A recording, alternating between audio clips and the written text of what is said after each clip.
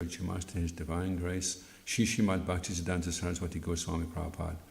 Prabhupada explained that his spiritual master had instructed him at Radhakund in 1935 to stress book production more than temple construction.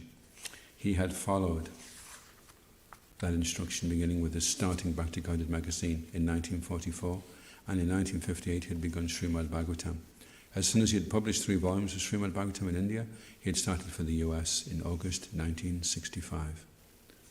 Srila Prabhupada Ki Jai. Om Namo Bhagavate Vasudevaya. Om Namo Bhagavate Vasudevaya. Om Namo Bhagavate Vasudevaya. So we're reading from the Srimad Bhagavatam, Canto 5, Chapter 10, entitled Maharaj Rahugan Meets Jad Bharat. And is it text 16? 17. Naham Ishanke Sura Raja Vajran. Naham Vashanke Sura Raja Vajram. Na Traksha Shulan Na Yamasha Dandat Na Trayaksha Shulan Na Yamyasya Dandat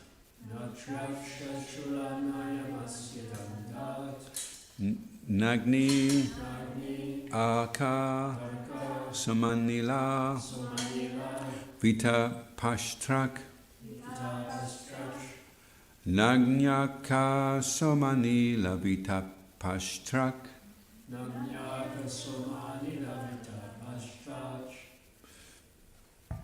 Chanke Brisham Brahma Kulavamanat Chanke Brisham Brahma Kulavamanat Naham Vishanke Sura Raja Vajran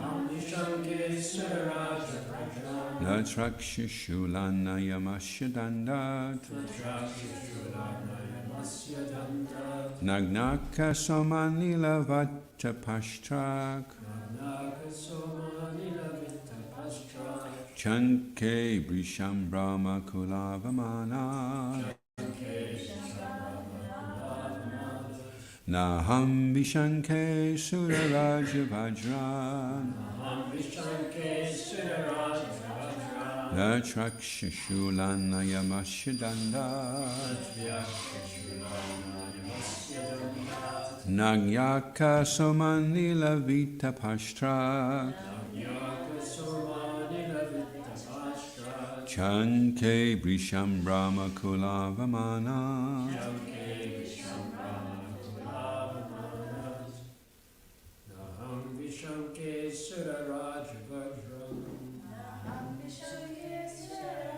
Rajan Natraksha Yamasya Dandat Nayaka Samanila Pichastra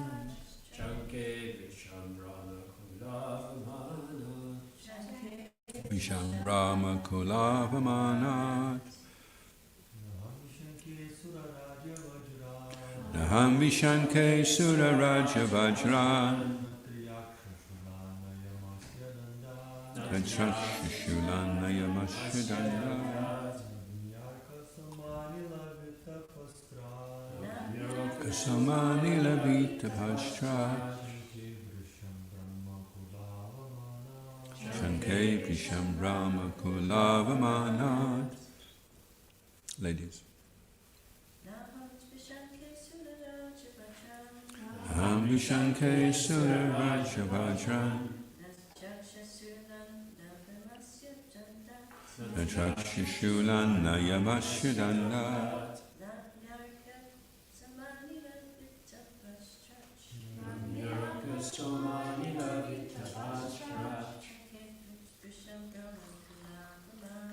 Chanke Brisham Brahma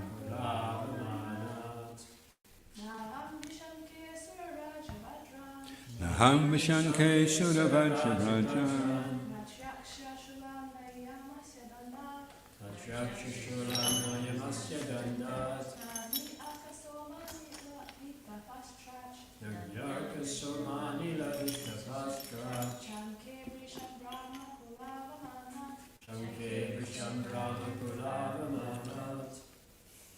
Na, not. Aham, I. Vishanke, I'm afraid. Suraraja Vajrat, from the thunderbolt of the King of Heaven, Indra. Na, no. Trakshashulat, from the piercing trident of Lord Shiva. Na, no. Yamasya, of the superintendent of death, Yamaraj. Dandat, from the punishment. Na, no. Agni, of fire. Aka, of the scorching heat of the sun. Soma, of the moon. Anila, of the wind. Vitapa, of the owners of riches. Kuvera, the treasure of the heavenly planets.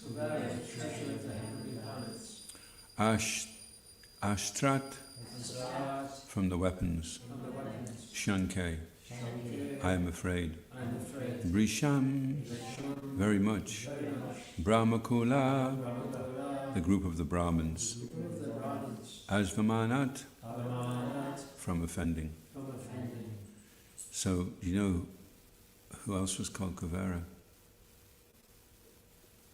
Who used to wear a blue dhoti? Lord Nityananda. You just heard that on the Shiv Ram Raja's Nityananda Trodashi seminars. He didn't know either, he just read about it recently. Translation: My dear sir, I am not at all afraid of the thunderbolt of King Indra, nor am I afraid of the serpentine, piercing trident of Lord Shiva. I do not care about the punishment of Yamaraj, the superintendent of death, nor am I afraid of fire, scorching sun, moon, wind, nor the weapons of Kuvera. Yet I am afraid of offending a Brahmin. I am very much afraid of this. So responsibly, please, my dear sir, I am not at all afraid of the thunderbolt of King Indra, nor am I afraid of the serpentine, piercing trident of Lord Shiva. I do not care about the punishment of Yamaraj, the superintendent of death, nor am I afraid of fire, scorching sun, moon, wind, nor the weapons of Kuvera. Yet I am afraid of offending a Brahmin. I am very much afraid of this. Prabhupada Ki Jai. When Sri Chaitanya Mahaprabhu was instructing Rupa Goswami at the Dasvamedha Ghat in Prayag, he pointed out very clearly the seriousness of offending a Vaishnava. He compared the Vaishnava aparad to Hati Mata, a mud elephant. When a mud elephant enters a garden, it spoils all the fruits and flowers. Similarly, if one offends a Vaishnava, he spoils all his spiritual assets. Offending a Brahmin is very dangerous, and this was known to Maharaj Rahugan. He therefore frankly admitted his fault. There are many dangerous things: thunderbolts, fire, Yamaraj's punishment, the punishment of Lord Shiva's trident, and so forth, but none is considered as serious as offending a Brahmin, like Jad Bharat. Therefore, Maharaj Rahugan immediately descended from his palanquin and fell flat before the lotus feet of the Brahmin Jad Bharat just to be accused. Om Ajnana Timiranda Shagalanjana Chakaya Chakshananda Shri Krishna Chaitanya Prabhu Nityananda Shri Advaita Gadadha Shri Vasadi Gauravaitarinda. Hare Krishna Krishna Krishna Hare Hare Hari Rama, Hari Rama, Rama Rama, Hari Hari. So it's interesting because we've just heard about what happens when you offend Jad Bharat. What happens when you offend Jad Bharat? Or what has just happened when Jad Bharat didn't even take offence. He wasn't even offended, but somebody acted offensively towards him and then something happened. Quite graphic. And they got decapitated? Yeah, the offenders were decapitated, and then the blood that was gushing from the torso was drank in a kind of very festive mood. So that's why the king is worried about offending Jad Bharat. I don't know if the king had heard that happened, but so that's a graphic illustration of why we don't want to offend a Brahmin. And that's why we say every morning, Vanchikalpa Trubhyascha, Kripa Sindhubheva Paridinam Pavanebhyo Vaishnavebhyo Namo Namaha. We offer our respects. So we wipe the slate clean. If we've made some offence, very sorry. Let's go forward now and forget all that. So it's difficult sometimes not to. And you know what is interesting about offences? It can also be an offence to feel offended.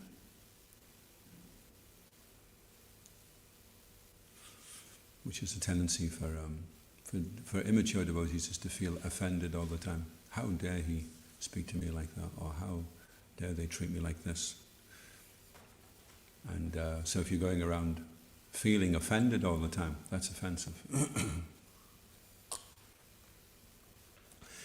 So when you hear the group of devotees in the corridor of ISKCONs saying, "What's wrong with ISKCON?" And you can poke your head in and say, "I know what's wrong with ISKCON." And they'll all turn around and look at you and go, "What?" You say, "I'm not a pure devotee. That's what's wrong with ISKCON." So if you're feeling like that, then you won't feel offended, because if you're a pure devotee, then you would see Krishna's hand in everything that's taking place, and you would accept whatever was going on as the mercy of the Lord, and you would just be trying to help the devotees become more Krishna conscious and serve them. So if you find yourself feeling offended, then you want to try not to feel like that. Try to feel, as Srila Prabhupada once said in a letter, he said, any problem you have with another devotee, if you see your lack of Krishna consciousness, not theirs, is this clear? Because you can go up to another devotee and say, I've got a real problem with him, he's not very Krishna conscious. Well then, if you've got a real problem with him not being Krishna conscious, then you've got a real problem with being Krishna conscious yourself, because obviously you're not very Krishna conscious, or your Krishna consciousness has been disturbed by seeing his lack of Krishna consciousness. So the only solution for a lack of Krishna consciousness is to have more Krishna consciousness. It's the only thing that there's just too little love. Isn't it? It's a little bit like that song. When they say what the world needs now is love, what they mean is what the world needs now is Krishna consciousness. Because Krishna consciousness is love. It's the only thing that there's just too little love. So yeah, if we have this loving Krishna consciousness, then that will mitigate all the problems, all the feelings of being offended. And the tendency is that when we do feel offended, that then we want to offend back. And that's what happened with the king, wasn't it? The king had felt offended. How dare you not carry my palanquin properly? Who do you think you are? Don't you know I'm the king? So then because the king felt offended, he felt, okay, well if you're going to offend me, I'm going to offend you back. So the first problem started with the king feeling offended. And but it was completely nullified, because you could think, well, if he's going to be offensive like that, then I'll just be the same back. But you see how the whole thing is nullified, because Jad Bharat didn't take offense. So immediately the king's feeling offended immediately just stopped, just hit a brick wall, because he wasn't going to retaliate. He was just, yeah, okay, so what's happening here? You're thinking you're the king, and I'm supposed to be the servant? Okay, if that's what we're supposed to be doing, we'll play your little game for you then, if that's what's going to make you happy. So he didn't react in a retaliating way, which would have just fueled more feeling of being offended, you see. So we just stopped there. So through humility, actually, you can defeat somebody by humility, more than you can by being arrogant. And Dambo Dapo Bhimanasya Kroda Purusham Evacha. Anyone know the translation, 16th chapter? Pride, arrogance, conceit, anger, harshness, and ignorance, these qualities belong to those of demoniac nature.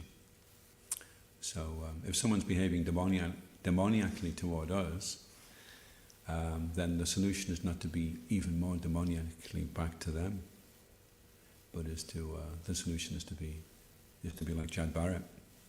And then the king realized, oops, I've made a big mistake. This is a very elevated personality. He got down off the palanquin. He touched his head to the feet of Jad Bharat. Everyone else then, you can imagine the other palanquin carriers, they must have all been like, but the king was very learned, obviously, because to speak like this, he's obviously already learned, and so he was able to do that. But that's generally not the case for people outside who may behave offensively toward us if we're out on Sankirtan doing book distribution. Then people may be very rude toward us. But there was one time I was in Leeds, and we had all these different phases we went through on Sankirtan. And we went through this phase where you had to do Sankirtan in a dhoti with tilak on and do the book straight. That was the only way to do it. One devotee even said in class, he says, better to do one book purely than 1,000 impurely.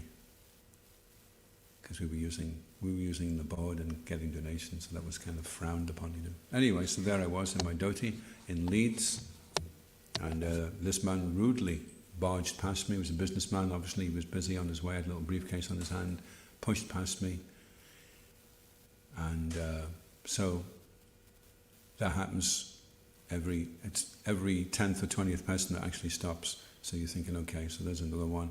How many more before one stops? You know, so it was kind of like that was just normal. But he felt really bad, so he turned on his heel and he came back a little bit later and he said, I was so rude to you that I'm very, very sorry. I see that you're a monk here wearing your robes. Please forgive me, you know. And I said, no, it's okay. It's no problem. Everybody's busy, aren't they? Like that, you know. So he got a touch of the Maharaj Rahugans. Not that I'm Jad Bharat, but I didn't retaliate, which would have just confirmed what he already felt, you see. So if you show people that you are Krishna conscious and that you are trying to be positive and not take offense, then people afterward will be remorseful, and come back and apologize.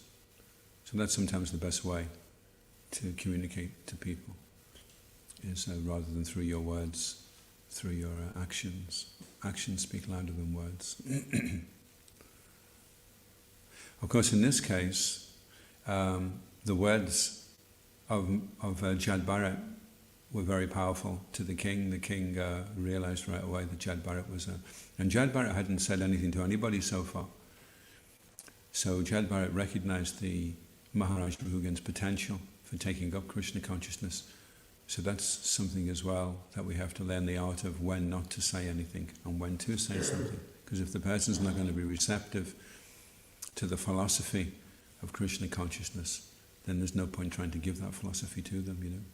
And Jad Bharat's strategy was just to kind of navigate himself around all the disturbing elements in society without trying to put them right.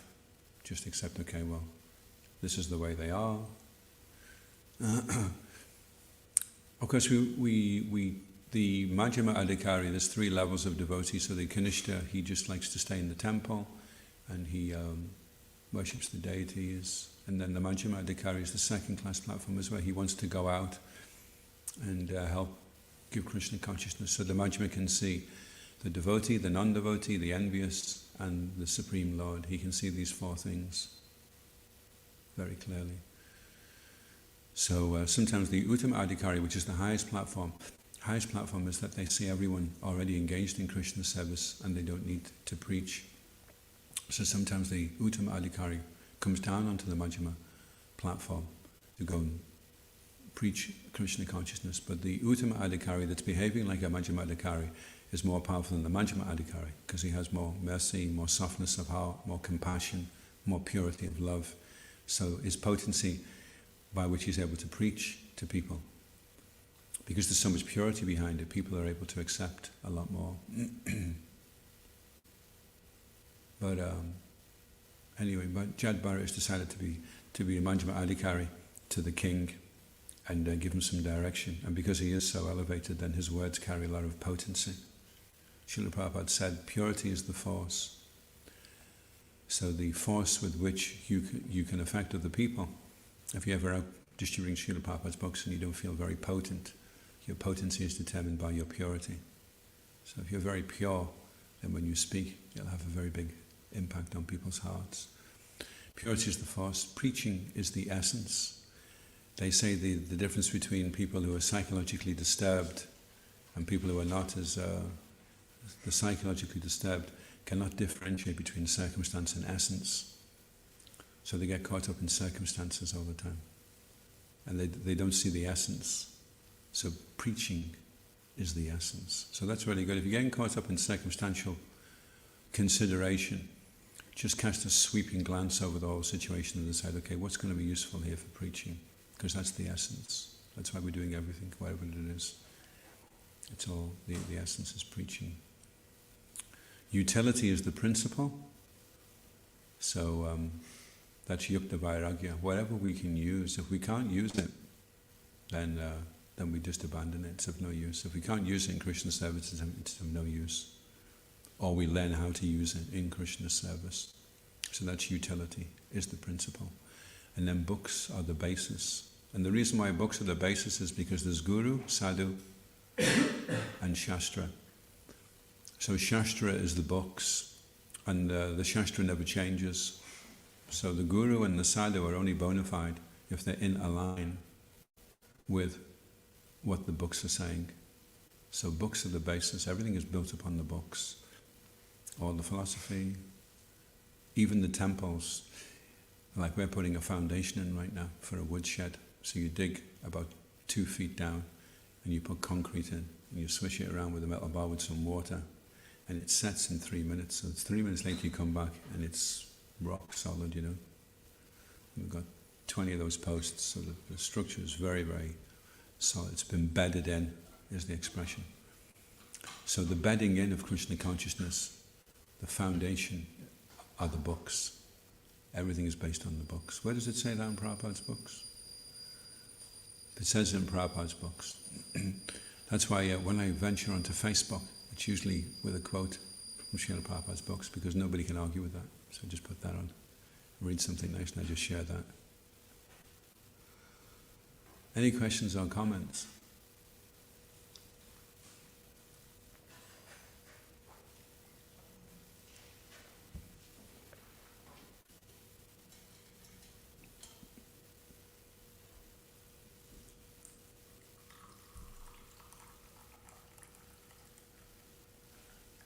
Yep.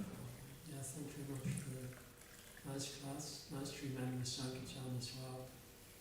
Yeah, I don't know if it was the same time that I was in Leeds doing Sankirtan when for a short time we were doing the straight books without Dhoti. I remember the Dhoti. I remember that. It was very... Yeah, if you do them without a dhoti, that's even more. You know, you do straight books in a gumsha, and it's like even more pure. And it reminded me of an instruction that I don't know if it was Lieutenant President or if it was the Sankirtan leader who coined the phrase: "The more people who say no, the closer you are to the one who's going to say yes." Oh, okay. And, I found that was a very empowering instruction.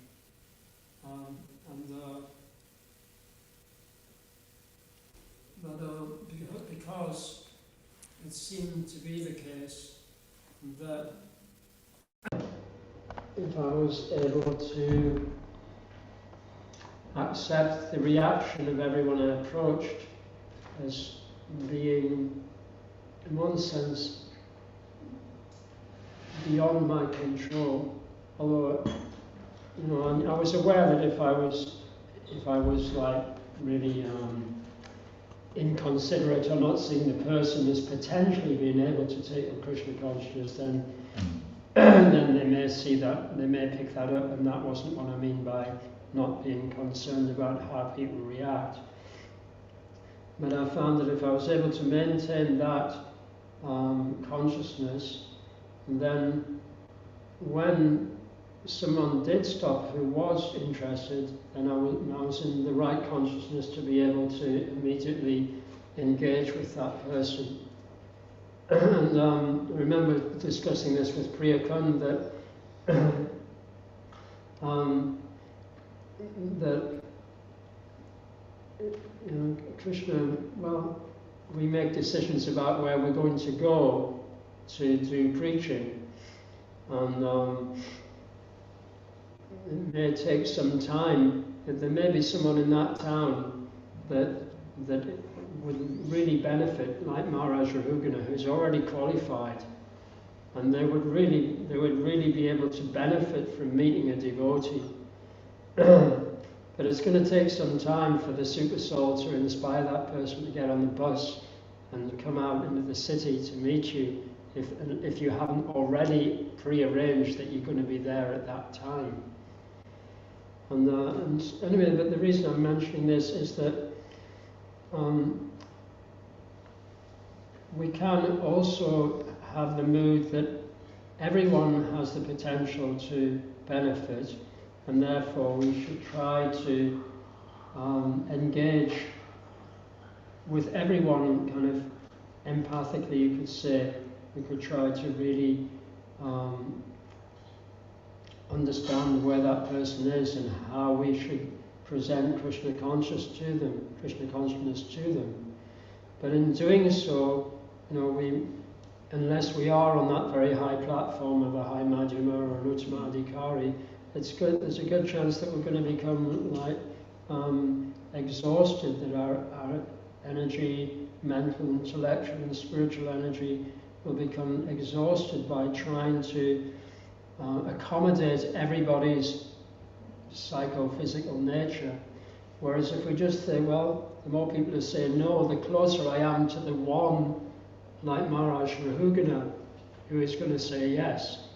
So you can just think in this pastime, Chad Bharat went through the whole of his life without speaking to anyone, it would seem. In fact, this was the first time he spoke. There's a mystical thing that happens actually on Sankirtan, and I've timed it to see how long it takes, and it's roughly about 20 minutes. But if you go on Sankirtan, if I drop you off now with a helicopter and a parachute, so that nobody else can stop you, you can just drop into the Buchanan Street, and then we'll just time it. So, and we'll have you online recorded. There's a special device, a headband, it's recording all the thoughts that you're saying. And so you approach the first person and they're not so interested, and you approach the second person and they're not so interested, and then 5 minutes go by, and then the man will start to play it's going to be like this all day record, which usually goes with that kind of a tune. So then another 5 minutes of that, and you start to become quite anxious, and you're wondering, is Krishna really God? I mean, I'm sure Prabhupada's a very nice person, but it doesn't really seem to be working out here at all. And then 15 to 20 minutes, it's becoming a major. And the vision of the Kanishna is he's looking on Buchanan Street and he can see a scene out of Lord of the Rings. It looks like, what are they called? Orcs. Orcs, yeah. It looks like a lot of orcs running down the street, and you're thinking, which one do I stop? They all look terrible, you know. And if you stop an orc on Buchanan Street and say, would you like a book about the look of God? You usually get something like So then you're thinking, this is going to be terrible, you know. And then there's a transition, usually about 20 minutes of banging your head against the tsunami of gargoyles. And that's when the Majjhima magic starts to come in. And the Majjhima magic, you suddenly see somebody with a glowing face 300 feet away, and you realize, wow, he's going to be interested. And you slip through everybody, excuse me, and he says, is that a Bhagavad Gita? You say, it is. I've been looking for it. How much do you want for it? It's 20 quid, okay. And then the record changes, because then suddenly you're thinking, goodness me, I wonder how many other people are out here like this. And then you don't want to stop, you want to keep going. So you have to bear the brunt of that purification before Lord Chaitanya bestows his mercy and gives you the Majjhima Adhikari vision. And suddenly you've just been elevated onto this platform where you can look and read what's going on the street. You can see, oh, he looks totally envious, I'm not going to approach him. And then you just start going from one to the other, like Spider-Man, the way he goes from, and you just start meeting all these great people. And the other person on the other side of the street is saying, oh, I'm just getting gargoyles here. How are you doing? He said, oh, it's fantastic. I just met a guy, he took some beads off me. He's so fired up, he's going to chant, he's going vegetarian now. And then he says, well, would you want to do my side? Can I do your side, you know? And a few minutes later, he says, well, all the gargoyles are going to my side now. So according to your consciousness, and it can be quite immediate. There's one man in St. Andrews, and he's helping now, he's giving an explanation every month. And I just said to him, he said, come round to my house. So we went round to his house, and he signed up, and he gave a donation there and then as well. And then I said, are you vegetarian? And he said, no, I'm not. And he rang me up. This was like about 2 hours later, we were just coming back, and he says, Tony, I've just gone vegetarian, because you really made me think when you asked me. So he just chucked everything out, told the fisherman, who's been delivering to him for like decades, to stick it. Shishi Bodhidharma Apashashiki. Cleaned out all the fridge and just loaded up.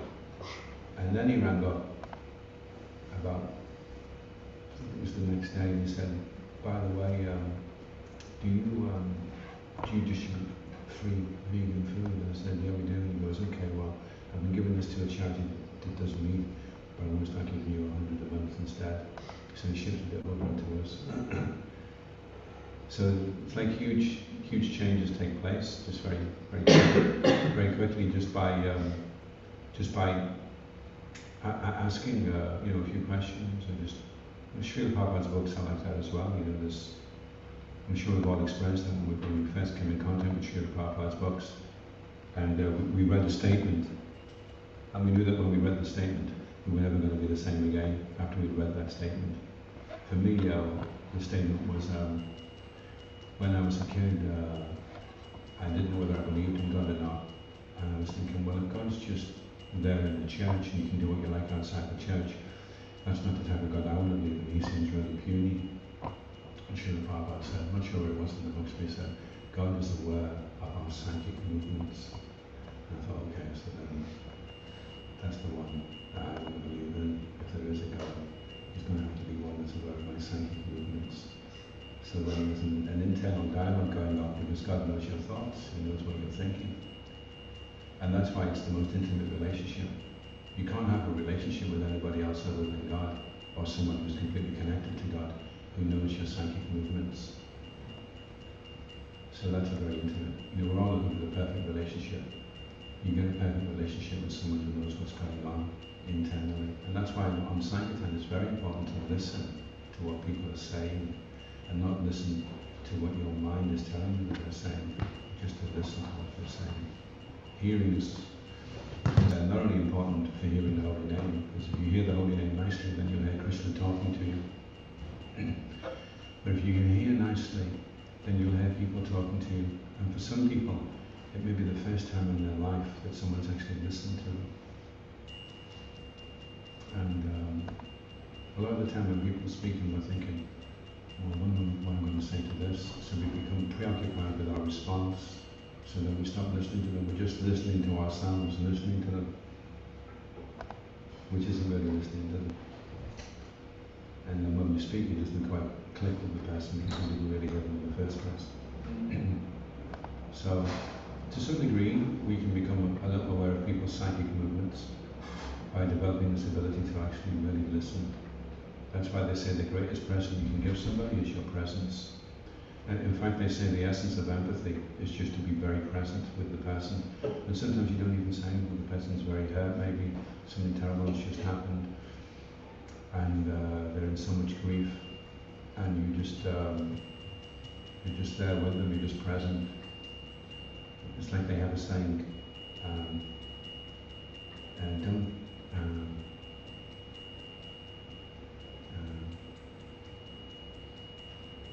just listen, don't do something.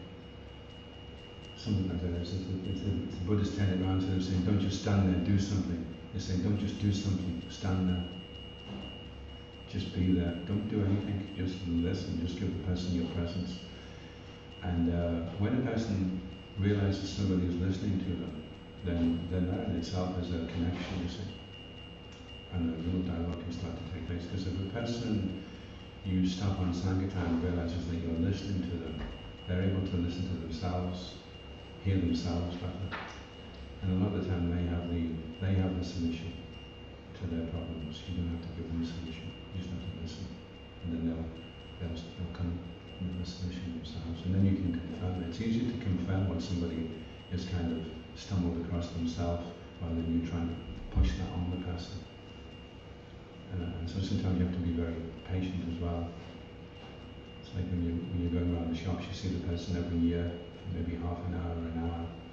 And sometimes you have to wait years and years and years before they finally say, I just don't understand this now. You couldn't give them everything all in one go, you see. So you have the ability to be present, to empathize and listen is all very useful techniques. And of course the purity as well, the purity is there. Thank you very much. So in that sense, can you, by being present with persons, you may perceive that someone is not going to take a book or come to the temple, but so is it good? Is that a kind of good practice? I'm not suggesting that we see people as opportunities to practice our skills on, but in one sense, that's what we're doing, that we're learning the art of empathic listening by having the opportunity to practice it with persons who we may not be successful with, in the sense that we... Well, success is a very fruitively orientated kind of concept in itself, because the initial exchange is just to leave the person with some goodwill and to kind of show them you're well intentioned. So they may want to test you and see. So if they listen and they don't take the book, and you're genuinely okay, listen, have a nice day, then they may take the book in the future. They've got much more chance of taking the book in the future, but if they see how you react to being rejected. But if you don't react very well to being rejected, then that to them is confirmation that they shouldn't have taken the book in the first place. In fact, it's also confirmation to ourselves that we didn't present the book properly in the first place, because there was so much intensity. And I don't know if you ever noticed yourself, somebody stops you for a donation, and they're very intense about getting the donation. And immediately you think, how much are you getting of this? Because it really feels like you've got a vested interest in me taking this, Whereas if they go up to you and say, would you like to help starving kids in Biafra? And you say, not really, and they say, oh, that's okay, listen, have a nice day, Then you think, I think I will actually help them. That was a really nice person, So, and that may take time. And the good thing about doing the same streets over and over again is you get to see the same people over and over again. And it definitely works if you're nice with them and friendly with them. Eventually they'll say, there's one guy that goes up and down on the bike, like a kind of professor guy with a, and he never gives anything. And then one day he said, I'll give you something, because every week there's something I'm nice to him, and just, yeah, okay, I'm going to help this week. And there's one who he always helps because he always feels he has to help, And when he comes up, I say, goodness me, isn't it amazing how the Lord answers prayers? I've just been praying that somebody come and give me £100, and you just turned up. And then he always starts laughing. He says, give me £1 or two, get lost. So you build up that's where Chaitanya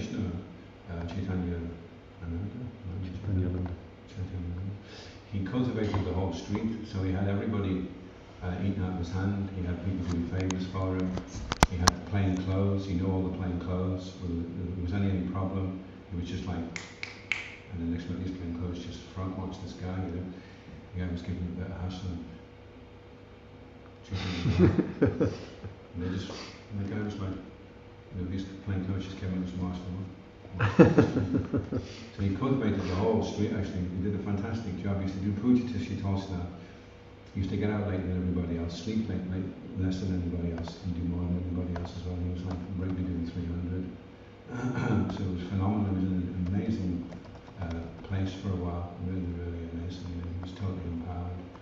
And the whole street loved him. It was nice with all the vendors, all the shops, all the cops, all the plain clothes. So if anybody rubbed them up the wrong way or said something, I remember one day I phoned the cops and they came along and they said, okay, what's the problem? And then this homeless guy says, he's Hare Krishna, and he's getting money off people. And the cop said, well, whether he's a Buddhist or a Jehovah's Witness or a Christian, he's got as much right out here as anybody else. And they marched him on. And as he was going past me, he went, Hare Krishna.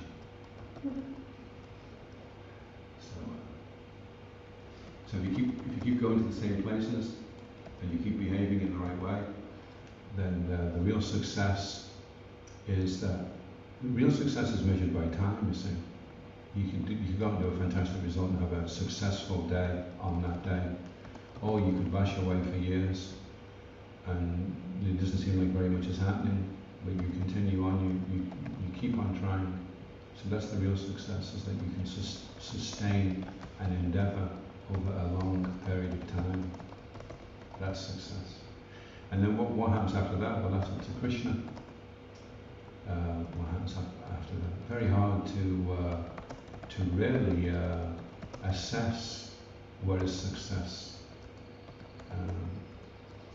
I mean, of course, if a lot of books go out and a lot of contributions comes in, that's one type of success in itself. But Jan Barrett, you could say, every day he comes back and you say, what was your score today? And he says, well, I just ignored a lot of people really. Okay, well, that wasn't so good, was it? And then they just put a 0. And and then one day, well, I just got the king fired up, and that's the whole kingdom now. Oh, that's pretty good. Well, that's actually more than all the other days put together. So pretty good, Jan Barrett. Keep it up, son. So it's hard to say in terms of success what's going on, because it could seem like it's just useless and people are ignoring you and nothing's happening, and then one day, bingo, you bump into the Queen and she takes a library of books, gives £10 million and mentions you should all chant Hare Krishna when she does the next broadcast. Did she do that on New Year? Yeah. Citizens of the United Kingdom, I would ask you all to please refrain from illicit sex, intoxication, meeting and gambling, and please chant the Hare Krishna Maha Mantra for 2 hours without any other distraction every day.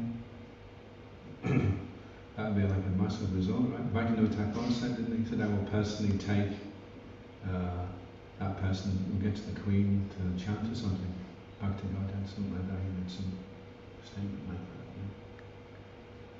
So we can get a little bit fruitive, actually, a little bit caught up in the moment. And that's what the mind tends to do. It's like, look, it's been 20 minutes, look in your back, There's not a penny in your bank. 21 minutes, not a penny, 22 minutes, and then you're approaching somebody, 23 minutes, 30 seconds, not a penny, not a penny, not a penny, excuse me, not a penny, not a penny, not a penny, he's not going to give, it's useless, you're useless, he's useless, it's useless, it's useless. We'll just press down, it's useless, it's useless. Would you like a book? No. See, I told you it's useless, useless, useless, useless, useless. You got this mind, you know, I mean, nobody else is on your side, usually on Sankirtan, it's you on your own with the wall of gargoyles. And then your mind, at least you gotta have your mind on your side. Try and make your mind your friend, you know. And the mind will say, never mind, you know, that was okay. Try again, you know. You're doing the best you can, you're doing great, at least you're out here having a go. You've got your feet on the pavement. So making your mind your friend is getting rid of all those beliefs that work against us. And so that when we go out, our mind's totally with us. Yay, fantastic. Well, never mind, he didn't say yeah, that's okay. At least you never left him favorable. He was quite happy after you left him. Maybe he'll do it the next time, you know. Prabhupada Chan always used to say something to me, but it took me quite a few years for the penny to drop. He said, where devotees make the mistake is, he says, they go and try and preach to people. He says, but they forget to preach to their own mind.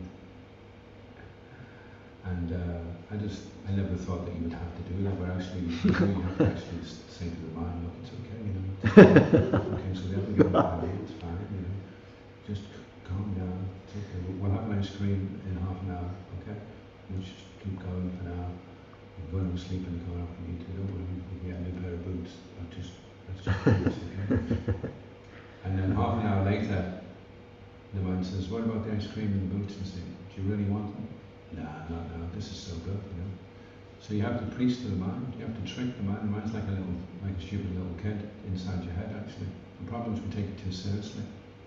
You can't actually trick the mind very easily when the mind's saying, oh, you pull the bead down and the mind says, what are you doing? That's not 5 rounds.